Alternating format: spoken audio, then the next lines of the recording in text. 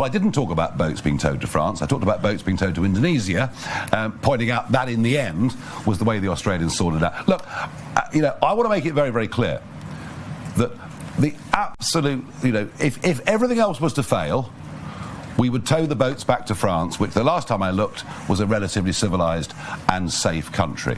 But I believe if you put all the other measures in place, you won't need to do that. Simple as. And by the way, what is dangerous and what is causing loss of life is us having a sign effectively up on the White Cliffs of Dover saying everyone welcome.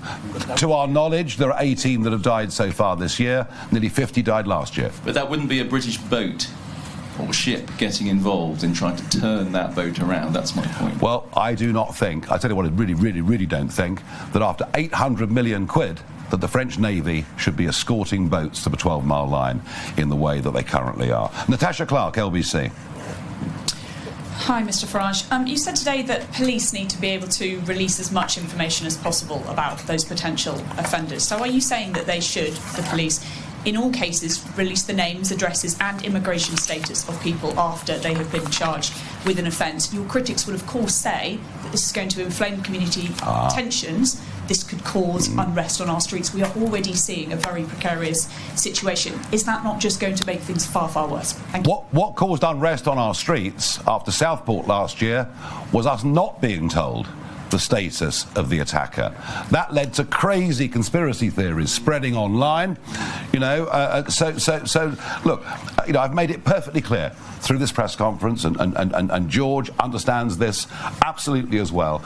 We do understand and respect the contempt of court rules. But, I'm going to go back and quote just one more time Jonathan Hall, KC, the independent reviewer of terrorism legislation, a watchdog over this area, who said in the wake of Southport, we should spell out the basic and sober facts. He also said that governments should stop hiding behind contempt of court rules. People need to be given reasonable truth.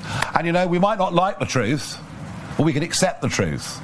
But to have masses of speculation as to what might have happened makes things, I think, far worse than they otherwise would be. Claire Ellicott, Daily Mail. Thank you. Could you just set out your views on whether trans women should be on female prison wards? And also, do you agree with Trump's deadline for Putin? And do you think Putin should abide by it? Thank you.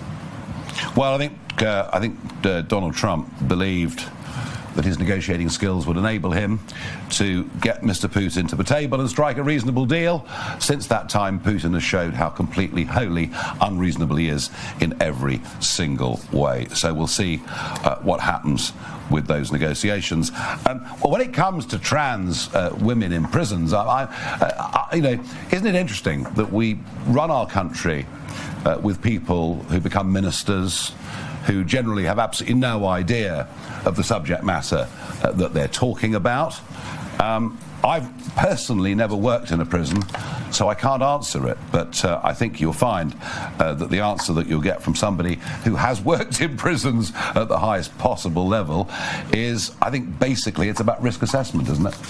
Yeah, I think so. I mean, we all know what the law is. I'm not going to go back over that yet again. But to my mind, everybody who is in prison deserves to be treated with humanity and decency. And that includes female prisoners and it includes trans prisoners. Everything in the prison service is risk assessed. And I am sure that the prison service will tie itself up in knots over the trans issue, just like many other public sectors have. And as Nigel said earlier, we are at the beginning, and that is something that we will need to speak about clearly. Yeah, but in terms of the problems in prisons, it's a relatively small one. Yes, it is. Thank you. Tony Diver, Telegraph. Thank you. Mr. Farage, Vanessa Faker said that the UK should build US-style supermax prisons. As I'm sure you know, they are the most expensive prisons to build and run, which is one of the reasons that we don't have them. Have you considered how we might afford to build and run them? Your costing document that you've released suggests costs of prison building that are far smaller than that. And is there a danger here that you're making a lot of promises to voters that you couldn't possibly afford to? No. We laid out very clearly a plan. This is week 3 of the campaign, and we laid out very clearly a plan. I was asked about the cost of that plan, to which I said, I think on the day, how can we afford not to do this? Now, the supermax prisons, have we costed it? Have we thought it through? It's a debate. The point about this task force is we're starting a debate, and we'd rather like it to become a full public debate too. Can I also say, I didn't say we should build supermax prisons. I actually said a supermax regime. There is a totally different thing, and converting part of our high security estate into a supermax wing would be relatively easy. Very good. Thank you very much indeed. Aubrey Allegretti from The Times. Thank you. Hello. Sorry, hovering in the corner here. It's standing room only. Aubrey Allegretti from The Times. Can I just press you a little bit further on Natasha's question? She was asking whether police forces should be obliged to publish the details of people who've been arrested and charged.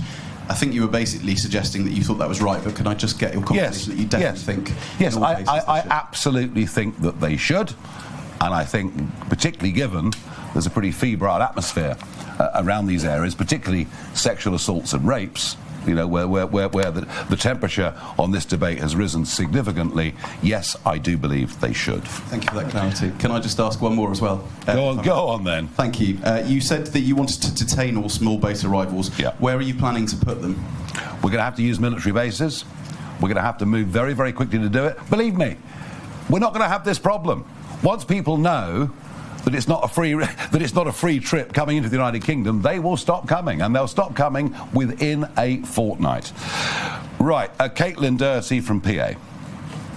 Hi, I think it was Mr. Sutton mentioned prisoners being released after a certain period of their sentence, 40%, 50%. Can I take it from that under a reform government, all prisoners would serve 100% of I think you're asking me to. I think you're asking us to put out an election manifesto. So last I understood, I think the election's 4 years away, and I think what you can see we're doing here is we're building a team of people with great experience in their areas. And I would argue that to have Vanessa, Colin, and Rupert on this platform with me today shows you that in terms of policy development, we want to go to people who've succeeded in those areas themselves.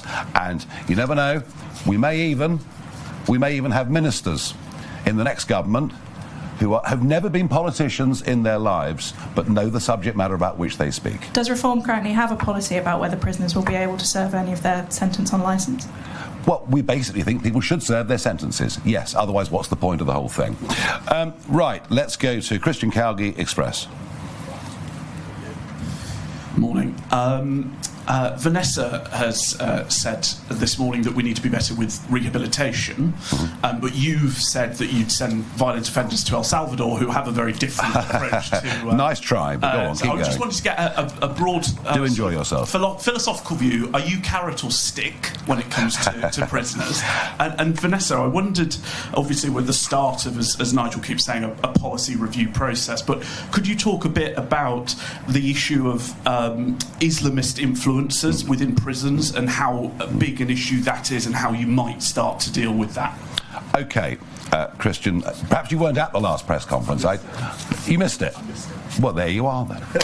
I made it perfectly clear that when people make mistakes in life and get into trouble, that the absolute primary goal should be their rehabilitation. Absolutely. That is what we want to do.